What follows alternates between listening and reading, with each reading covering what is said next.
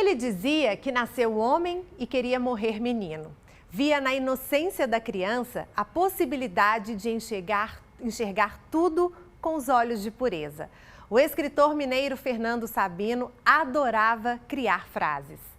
E de frase em frase escreveu contos, crônicas e livros que foram parar também no cinema e encantam gerações. É o que você vai ver na reportagem especial que nós preparamos para celebrar o centenário de Fernando Sabino.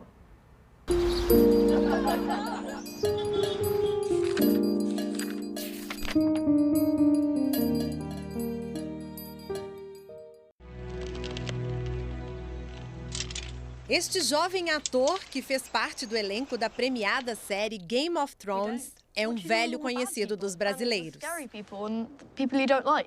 Aos 11 anos, Lino Faccioli foi o protagonista do filme O Menino no Espelho.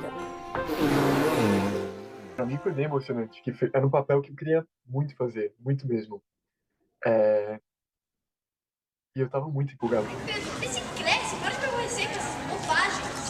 O filme levou para o cinema uma das obras do escritor mineiro Fernando Sabino. O que eu acho mais importante é porque a gente leva o público, para quem já leu, a discutir a obra, e para quem não leu, ter a curiosidade de ler.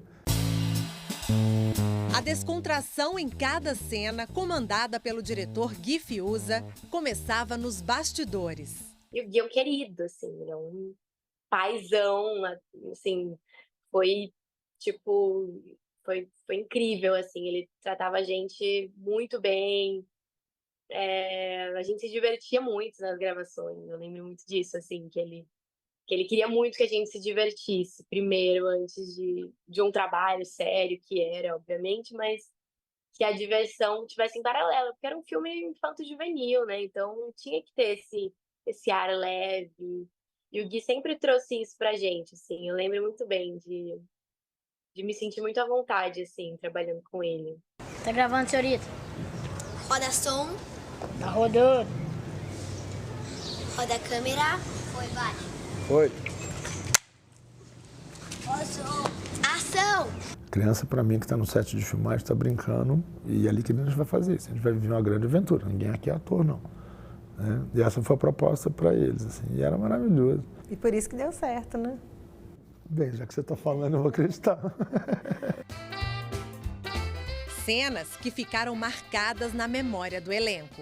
Uma das cenas que mais marcou foi a cena do avião.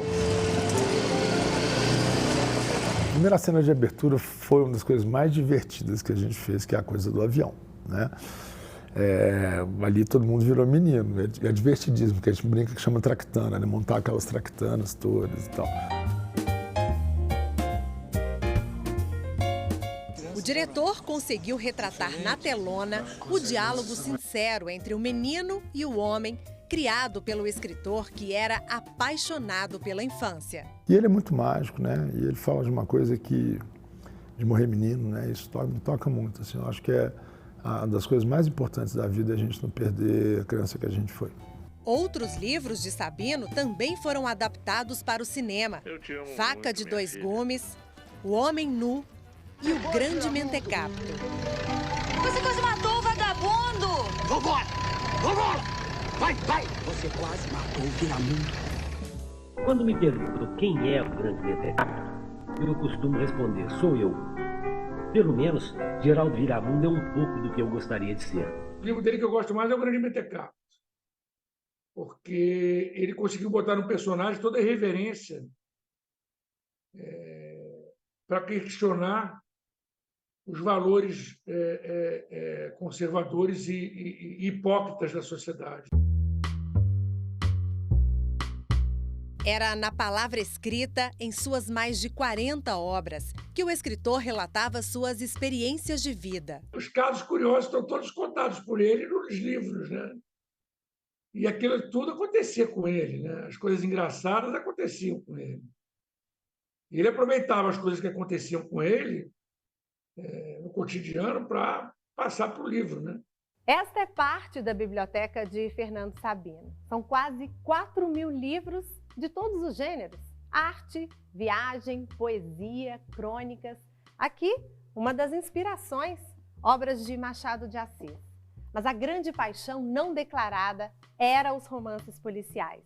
E aqui um dos autores preferidos dele, o americano Raymond Chandler. Ele já tinha muito interesse naquilo que vinha dos Estados Unidos, porque ele lia muito romance policial, que é tradicionalmente inglês ou americano, né, com o romance noir, que é americano. Então, assim, ele já tinha esse contato via romance policial, então ele tinha um interesse, principalmente na Inglaterra, por causa né, de Sherlock Holmes, aquelas coisas mais tradicionais do romance policial.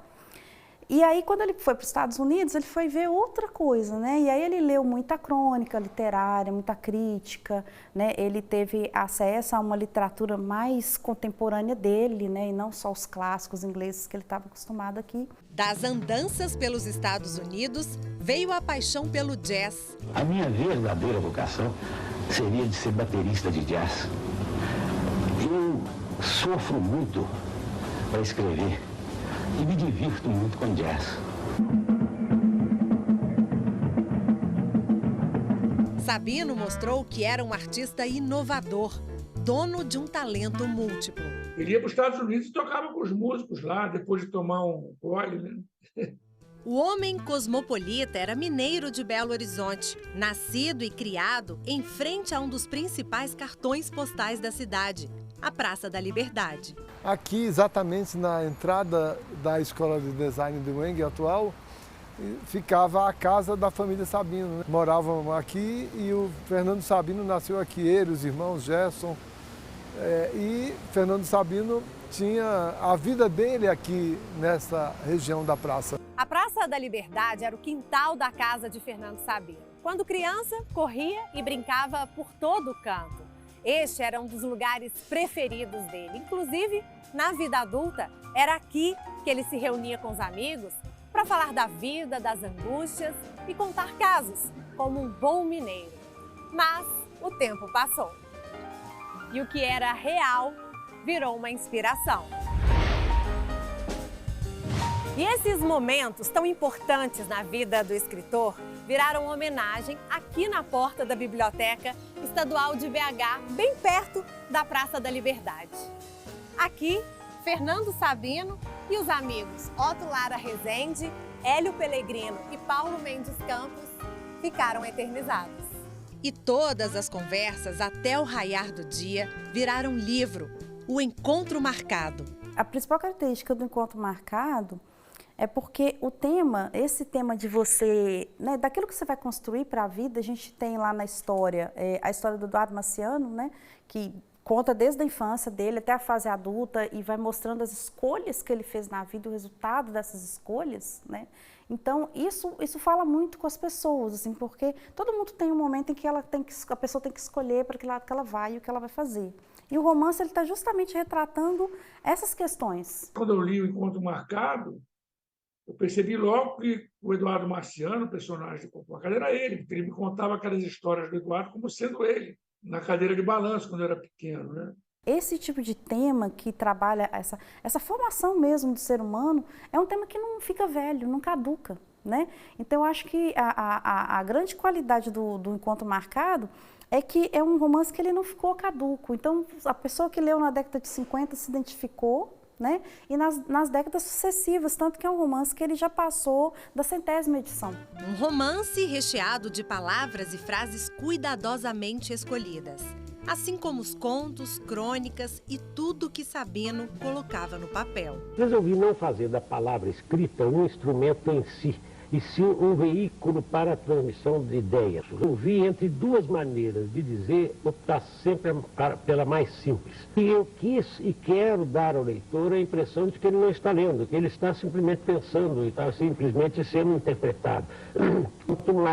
Quanto menos o leitor pensar em palavras, mais eu atinjo o meu objetivo. E a linguagem do Fernando Sabino, ela é uma linguagem muito interessante porque ela parece ser muito simples, mas ela é muito bem elaborada. Em que sentido? Porque, para ele, a expressão nunca podia atrapalhar a comunicação. Então, ele buscava sempre a frase mais perfeita, com a palavra certa, para passar o que ele queria dizer, né? Sem ser raso, não é rasa a literatura dele, ela é, assim, as frases são muito bem estruturadas, é um português muito bem feito, assim, tanto que é muito usado em escola. né? O Fernando Sabino, a maioria dos contatos das crianças com o Fernando Sabino é via livro didático, porque o português dele é muito bem escrito. É modelar, como as pessoas dizem, né? Então, se você quer passar um modelo para a criança de uma escrita bem feita, o Fernando Sabino é uma opção muito boa. Pensando nas crianças, foi criado o Instituto Fernando Sabino. Há 15 anos, o projeto leva a literatura do escritor para as escolas públicas, como forma de incentivar a leitura desde cedo. Os alunos têm acesso às obras, à vida do autor, à filmografia, e a partir do acesso às obras, eles fazem, a exposição fica, o trabalho do projeto Encontro Marcado, ele permanece 6, 8, às vezes até um ano, né, nas cidades, atinge todas as escolas, nas cidades pequenas, cidades menores do interior, ele sempre é feito atingindo todas as escolas da rede pública, e os alunos trabalham durante um período em sala de aula, literatura, e em seguida eles são desafiados a interpretar a obra nas diversas formas de expressão da arte. E a gente trata a leitura como uma diversão. Então os alunos leem para pintar muro, para fazer teatro, para fazer dança, para fazer até rap, até mesmo outras releituras da obra. E a gente tenta manter o legado dele vivo através desse projeto, como vários outros projetos bacanas que acontecem hoje pelo Brasil, de estímulo à leitura em sala de aula. Valorizar as crianças é mais do que um legado de Sabino. Era o real desejo dele, ser para sempre um menino. Eu até já fiz meu epitáfio, sabe? Meu epitáfio é assim, gostaria, né? Aqui jaz Fernando Sabino, nasceu homem e morreu menino. Sabe por quê? Eu até já escrevi isso, que quando eu era menino, as pessoas me perguntavam assim, o que você quer ser quando você for crescer? Hoje ninguém me pergunta mais, mas se perguntasse eu diria, eu quero ser menino. Ele, na verdade, achava que todo mundo tinha que voltar a ser menino depois que crescesse, né? Todo mundo ia ser muito melhor se a gente recuperasse a inocência da criança, né? Tem uma frase dele, eu queria voltar a ser menino para ver tudo. Os meninos me ensinaram a coisa mais importante do mundo, de ver tudo lavado com os olhos de pureza, como se fosse a primeira vez. Se estivesse vivo, Sabino estaria no auge dos seus 100 anos. Um centenário cheio de histórias e de homenagens como ele merece. Uma delas, a exposição na Biblioteca Pública Estadual em Belo Horizonte. Aqui tem as revistas e publicações que publicavam semanalmente, né? Alguns semanal, outros mensais, os contos, né? E as histórias de Fernando Sabino.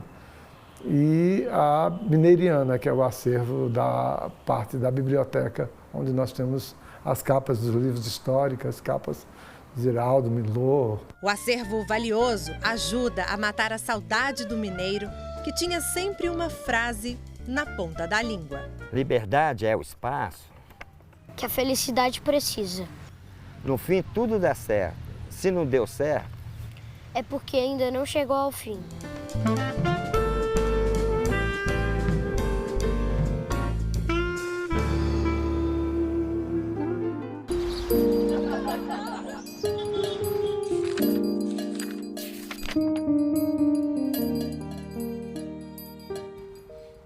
Muito bacana e uma honra para mim poder contar um pouquinho dessa história do centenário de Sabino. E as comemorações devem continuar no ano que vem, viu, gente? É que o Senado aprovou 2024 como o Ano Nacional de Fernando Sabino. O projeto já seguiu para a sanção do presidente, uma conquista aí muito bacana. E o especial sobre o centenário do Fernando Sabino continua lá no nosso podcast. Estendemos a conversa com o ator Lino Faccioli, que deu vida à obra de Sabino nos cinemas. Ele contou como foi participar do filme e falou sobre os próximos passos da carreira. Você pode escutar o programa nas principais plataformas de áudio ou no portal R7 Minas, utilizando o QR Code que aparece aí na sua tela. Combinado?